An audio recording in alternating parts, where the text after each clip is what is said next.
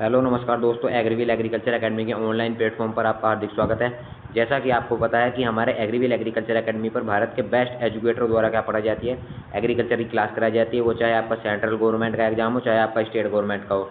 उसी कड़ी में दोस्तों आज से हम 5 अगस्त से स्टार्ट कर रहे हैं करंट अफेयर। तो डेली करंट अफेयर आपको क्या मिलेगी, हमारे एग्रीविल एग्रीकल्चर ऐप पर देखने को मिलेगी और हमारे यूट्यूब चैनल पर फ्री आपको करंट अफेयर कराई जाएगी, जो आपके वनडे किसी भी एग्रीकल्चर कंपटीशन एग्जाम या अदर एग्जाम के लिए क्या होगी, इंपॉर्टेंट होगी, जिसकी फ्री पीडीएफ क्या होगी आपको अवेलेबल करा दी जाएगी। तो दोस्तों आइए स्टार्ट करते हैं 5 अगस्त का करंट अफेयर। दोस्तों अगर बात करें फर्स्ट, तो भारतीय सशस्त्र बलों को चिकित्सा सेवा की पहली महिला महानिदेशक मिली। यानी कि अगर बात करें आर्मी, दोस्तों भारतीय सशस्त्र बलों को चिकित्सा सेवा, यानी कि अगर हम आर्मी की बात करें तो बहुत सारे तरीके क्या होती हैं, आर्मी आपकी होती हैं। उसी में क्या होता है, कुछ उनकी चिकित्सा टीम होती है। तो उसी में जो पहली आपकी क्या बनी है, आर्मी की पहली महानिदेशक बनी है, कौन से विभाग की, चिकित्सा विभाग की। तो वो कौन है, एक महिला बनी है। कौन बनी है, महिला बनी है। इसीलिए क्या है, ये नाम आपको ध्यान रखना है, जनरल साधना सक्सेना क्या है, चिकित्सा सेवा में पहली महिला महानिदेशक बनी है। तो इस विभाग का आपको क्या करना है, ध्यान रखना है।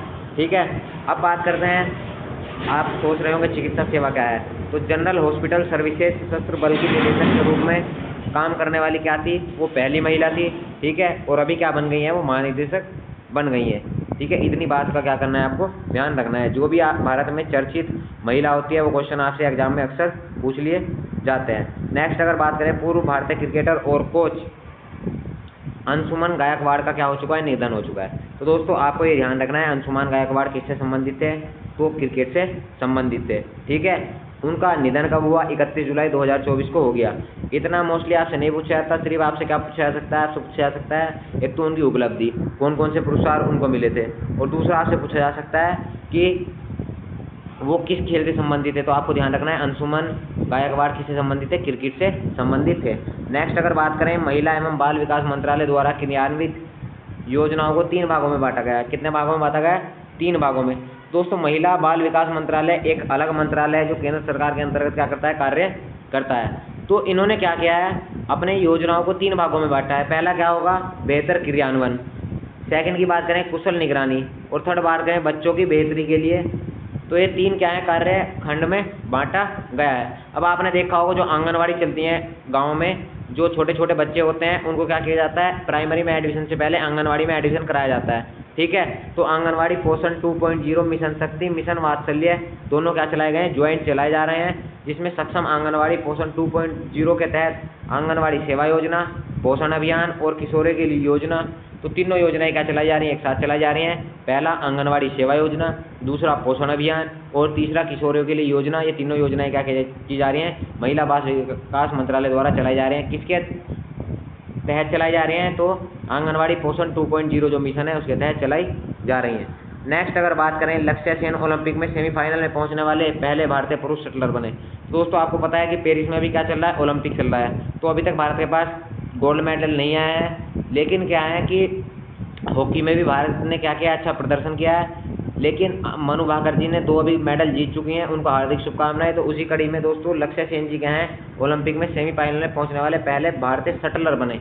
लेकिन दोस्तों अगर शटलर की बात करें तो पहले शटलर हैं। शटलर की बात आपको दिख रहा होगा, बैडमिंटन, भारतीय बैडमिंटन खेल से संबंधित है। तो आपसे पूछा जा सकता है लक्ष्य सेन जी किससे संबंधित है, तो आपको ध्यान रखना है भारतीय बैडमिंटन से संबंधित है। ठीक है, तो इस बात का आपको क्या करना है, ध्यान रखना है।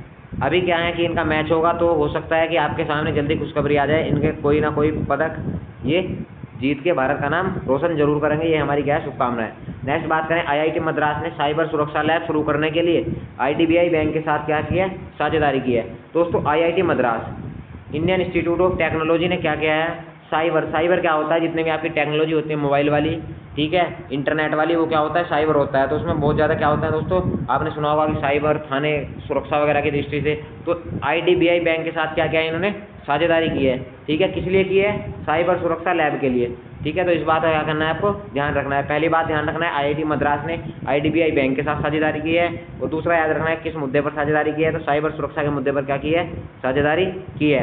जिसमें साइबर सुरक्षा प्रयोगशाला IDBI IITM secure system lab क्या की है, लॉन्च की है। इस लैब का भी क्या करना है, आपको ध्यान रखना है। और मुख्यतः आपको ये बात ध्यान रखनी है कि यह लैब स्वास्थ्य सेवा, फिटनेस, एयर स्पेस जैसे महत्वपूर्ण सुरक्षा समाधानों को विकसित करने में क्या होगी, तैनात रहेगी। तो इस बात का आपको क्या करना है, ध्यान रखना है। नेक्स्ट अगर बात करें, भारतीय रिजर्व बैंक ने इंद्रजीत कैमोत्रा को यूनिटी स्मॉल फाइनेंस बैंक का एमडी और सीईओ नियुक्त किया।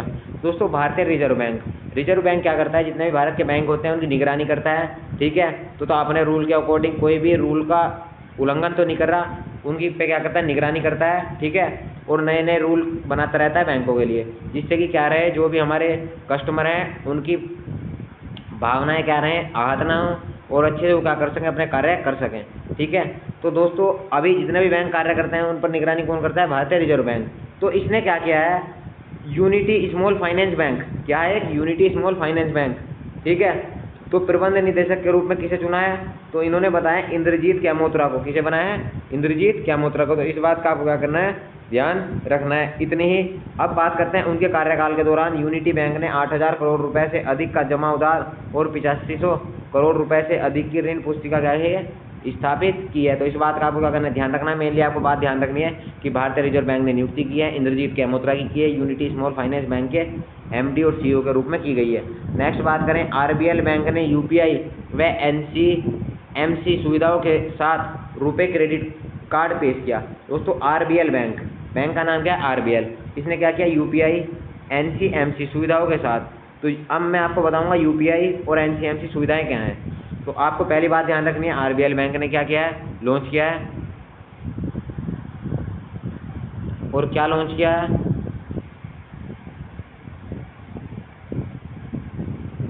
इन्होंने क्या किया है, लॉन्च किया है। क्या लॉन्च किया है, एक अपना यूपीआई व एनसीएम सुविधा एक साथ लॉन्च की है। अब मैं बताता हूँ आपको यूपीआई क्या है।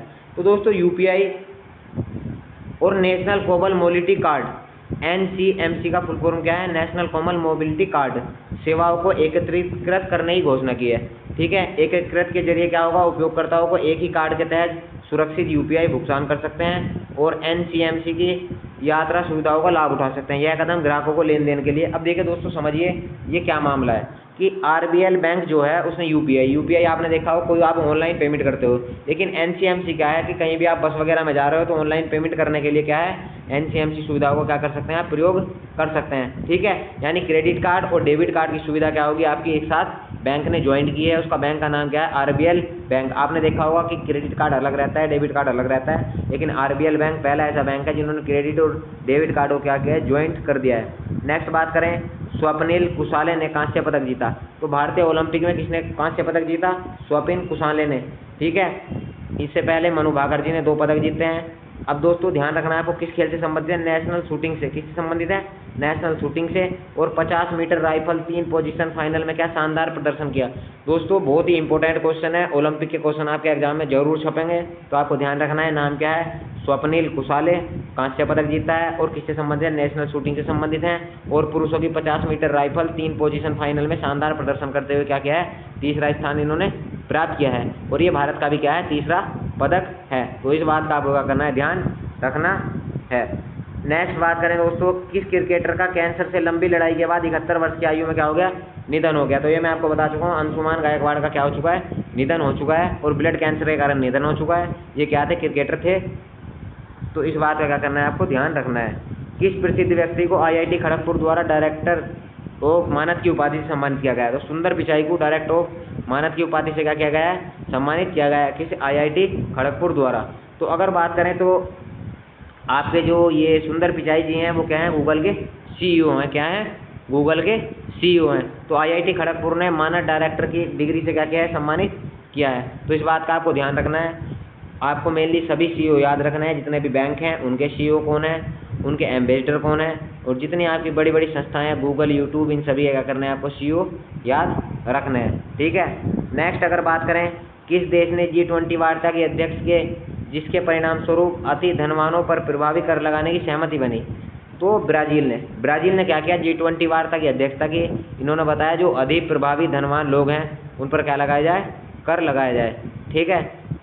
तो इस बात का आपको ध्यान रखना है। सिर्फ ध्यान क्या रखना है कि जो G20 वार्ता थी उसमें अध्यक्षता किसने की, ब्राज़ील ने की। किसने की, ब्राज़ील ने। और ब्राज़ील के वित्त मंत्री का नाम आया इसमें फर्नांडो हदाद। क्या नाम है, फर्नांडो हदाद। नेक्स्ट बात करते हैं G20 के बारे में। दोस्तों आपको डिटेल में पढ़ लेना है क्योंकि क्वेश्चन आपका बन सकता है। नीति आयोग पर आधारित प्रस्तावित थिंक टैंक का नाम क्या है, जिसकी घोषणा गुजरात के मुख्यमंत्री भूपेंद्र पटेल द्वारा। दोस्तों थिंक टैंक क्या है?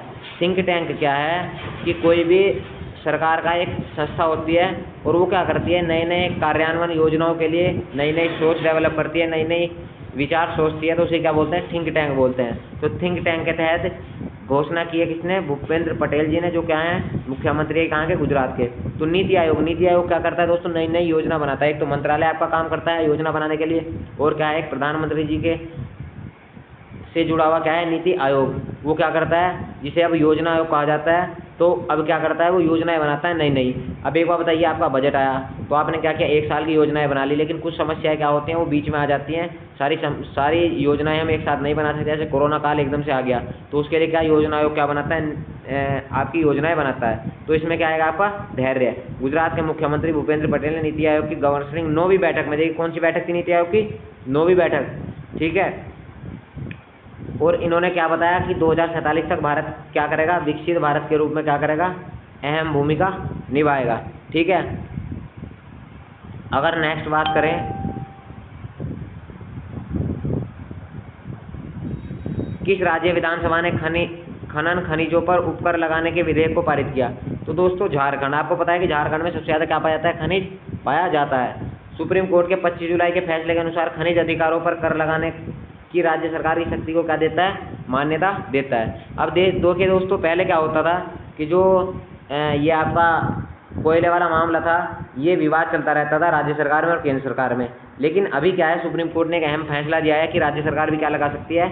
इस पर कर लगा सकती है। तो खनन मंत्री मिथिलेश ठाकुर द्वारा प्रस्तुत इस विधेयक में कोयला और लोहे के लिए 100 रुपये, बॉक्साइट के लिए 70 रुपये और मैग्नीज एस के लिए 50 रुपये प्रति मीट्रिक टन क्या किया गया है? टैक्स लगाया गया है। नेक्स्ट बात करें, किस राज्य ने सौर ऊर्जा अपनाने को बढ़ावा देने के लिए गोएम विनामूल्य वीज योजन अभियान शुरू किया है? तो किसने शुरू किया है? गोवा ने शुरू किया है। तो गोवा के मुख्यमंत्री कौन है? प्रमोद सावंत हैं। उन्होंने क्या किया है? गोएम विनामूल्य वीज योजन योजना क्या की है? शुरू की है। इससे क्या प्रधानमंत्री सूर्य घर घर क्या पहुंचाएंगे? सौर ऊर्जा पहुंचाएंगे, जिससे क्या होगी? आपकी बिजली की बचत होगी। केंद्रीय योजना बजट की बात करें तो 75,021 क्या है? करोड़ रुपए क्या है? योजना का बजट है 2026 के लिए। तो इस बात का आपको क्या करना है? ध्यान रखना है। 26-27 के लिए इतना बजट है। राष्ट्रीय तरबूज दिवस। दोस्तों देखिए, ये बिल्कुल आपको नया सा लग रहा है, लेकिन क्वेश्चन आपका फंस सकता है। राष्ट्रीय तरबूज दिवस कब मनाया जाता है? तो 3 अगस्त को मनाया जाता है। कब मनाया जाता है? 3 अगस्त को मनाया जाता है। राष्ट्रीय तरबूज दिवस तरबूज के ताजगी और स्वास्थ्य लाभों को मान्यता देने के लिए मनाया जाता है। तरबूज में बात करें तो vitamin A, vitamin C, vitamin B6 और लाइकोपीन बड़ी मात्रा में पाया जाता है।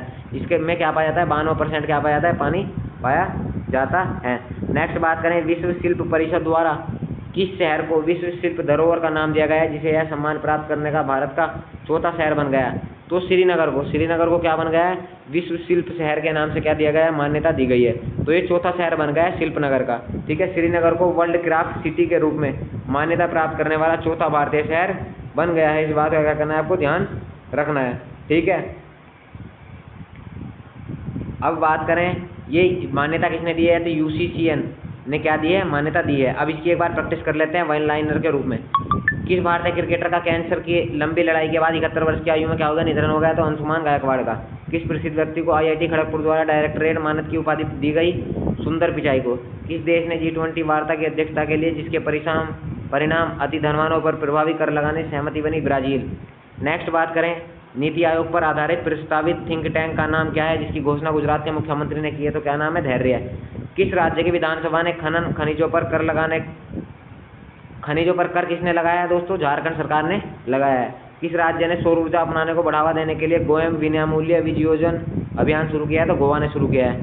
प्रमोद सावंत क्या है? वहाँ के मुख्यमंत्री हैं। राष्ट्रीय तरबूज दिवस की बात करें तो कब मनाया जाता है? 3 अगस्त को मनाया जाता है। विश्व शिल्प परिषद द्वारा किस शहर को विश्व शिल्प शहर का नाम दिया गया है? तो श्रीनगर को दिया गया है। चौथा शहर बन गया है श्रीनगर।